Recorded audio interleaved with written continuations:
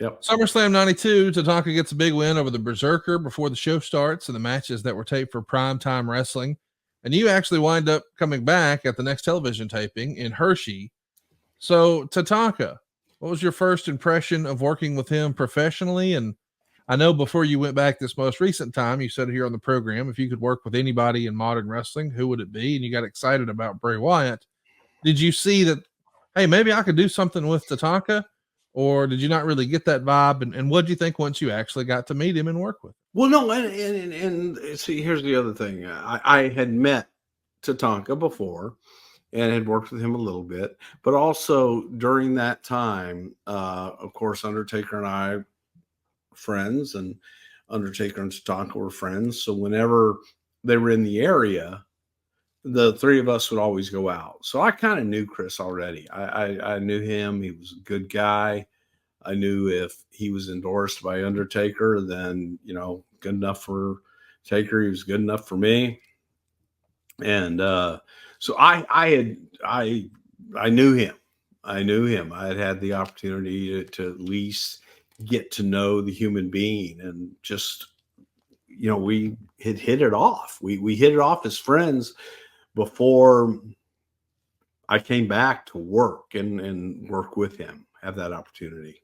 But so Tatanka was the Berserker's last match in WWE. Wow. How about that? I didn't think about that. Yeah. Blows the mind, huh?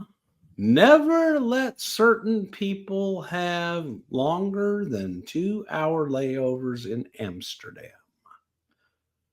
Just kids, just a pro tip. That's all.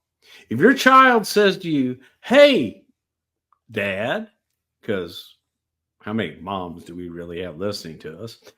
"Hey, Dad, I'm going to Germany, and I have, on the way back, there's a much cheaper flight. The only difference is I have a little bit of a longer layover and everything." "Really? Where are you laying over?" "Oh, I'm going to do like 11 hours in Amsterdam." Just say no, because you could lose them. Well, I mean, he did wind up coming back. He was just gone for a little Did while. he? I don't think he did. Yeah, he was back. Okay. He was back in October. His last match for a while. I mean, he missed all of September. Yeah, yes, he did. August 29th, and the next time we hey, what happened? I mean, my bookie sheets match up. I don't know. We lost 6 weeks of my man. Just gone. Well, the reason I say that is because when he was Nord the Barbarian in Mid-South, they blamed me because he was with me the last night before he walked out of the company. And I'm like, dude, we were all together. Wait, hang on though. Did you wind up doing drugs in a mobile home and that's how you lost him? Or I know that was Chris. No, that was not part of that night. This was with me and DiBiase. Okay. And like, I kid you not, like DiBiase and I took a right. He took a left. And I didn't see him again for years. I kid you not. And when I saw him, I was, "Hey man, where were you? What the fuck?" That's great. That's a true story too. So you're back, and Tatanka's here. He's going to be working house shows with the Mountie. He's going to get a TV match against Dale Wolf, which is going to feature the debut of Doink in the crowd. So we've got Doink the Clown, but he's actually in the crowd. And the story going into Survivor Series is it's going to be Tatanka and Rick Martel about those pesky feathers. And Tatanka actually reclaims them with a victory in Richfield, Ohio. Where did you think this winning streak that was being referred to on television would land? I mean, where are you at with winning streaks in wrestling in general, I suppose? It depends. It depends on the right guy, right time, right story. A winning streak for a winning streak's sake, to me, doesn't mean it doesn't mean a whole lot to me. Right. It's entertain me. Tell me a story. Now, if the winning streak is part of a story that is unique and different like that, then sure, I think that works. But the stuff with Tatanka and uh, Doink, I mean, you're talking to the guy that thought Doink was the greatest thing in the world. I would have put the championship on Doink, frankly. You liked him being a heel champ? I loved him being a heel champ, and if it was my way, then you would do the undefeated streak, and it would still be going on today. That's right. Doink would still be the champion. Yeah. Oh yeah. Oh yeah. 30 years. 30 So this years undefeated. Doink the Clown, WWE champion. Even when Matt Bourne passes away, just put somebody Even else. when Matt Bourne passes away, but you don't replace him with any of these other goofs they replace him with. You do holograms, man. Make it real. Because I can feel it. You think the there's only Doink that was worth a shit, other than obviously Matt Bourne, was Steve Kern. Steve Kern was excellent. Is Doink. He was. The rest of them just fit the outfit. You didn't like Brooklyn Brawler as Doink? Hated it. Sucked. What's your favorite Brooklyn Brawler match? Yep.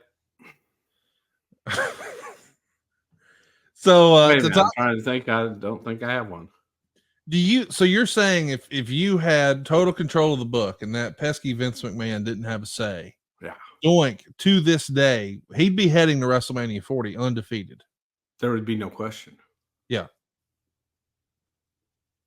I could see that. And in addition to that, we would be bringing Dory Funk Jr. back in hologram form.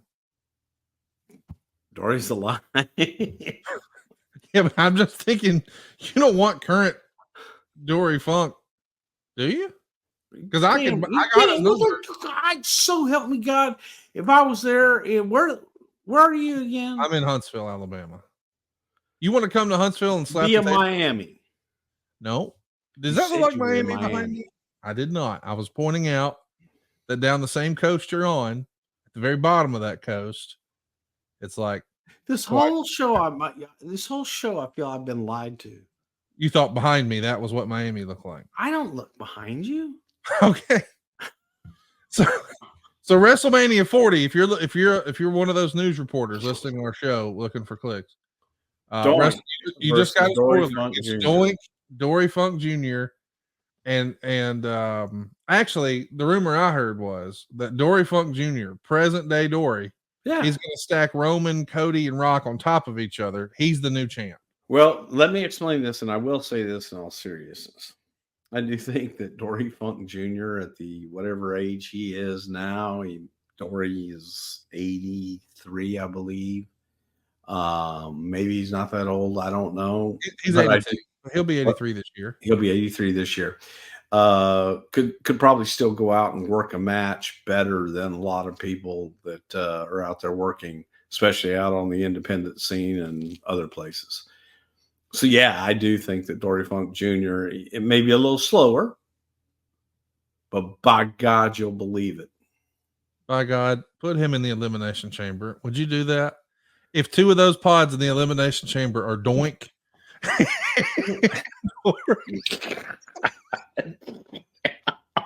That's what Australia's ready for. Doink, Dory Funk Jr. It works because it's like the double D's. It is. Doink and Dory. Yeah. Yeah, but everybody knows. By the way, we have a brand new Doink and Dory shirt available now. SomethingToWrestleShirts.com. What the fuck are we doing? We're supposed to be talking about Tatanka here. What? Hey, no, wait a minute. You and your little sidekick over there that probably has his shirt off and is playing with his nipples right about now, giving me shit, and you're thinking this is going to be a shitty show because you're in a bad mood and you're hurting. I'm not in a bad mood. You haven't slept since last year. You last slept on Christmas Eve. So, Well, that means you're not going to be in a good mood. well, but I am. And okay, so like the nipple player over there playing dueling banjos. I can't do it with this arm, man. You know, at the end of the show, okay, at the end of the show today, okay, Silva, dueling nipples. Okay.